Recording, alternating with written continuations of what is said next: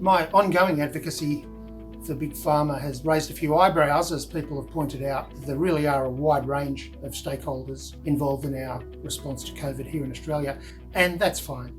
But the contribution of companies like Pfizer and AstraZeneca in vaccines and GSK in treatments really has been remarkable. And in fact, it shines a light on the way the system works here, because the system in Australia is very much supply driven. They effectively wait until a pharmaceutical player comes to them with a medication which has been developed, researched, fully finished and ready to go.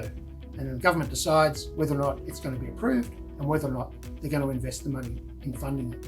And it's interesting because it's not as if there's a health promotion person that's trying to work through how the best practice therapeutics and medications and prevention strategies might be around the world and how we bring those strategies to Australia. It's not really how it works, because that would be a demand-led strategy.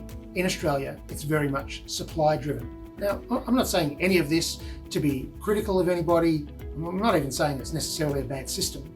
But what it does do is bring home how important the role is that's played by pharmaceutical manufacturers and developers.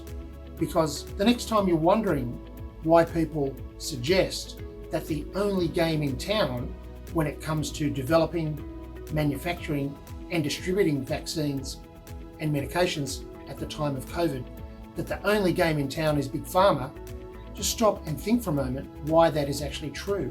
It's true because our system is supply driven by the medicines that are supplied by the manufacturers.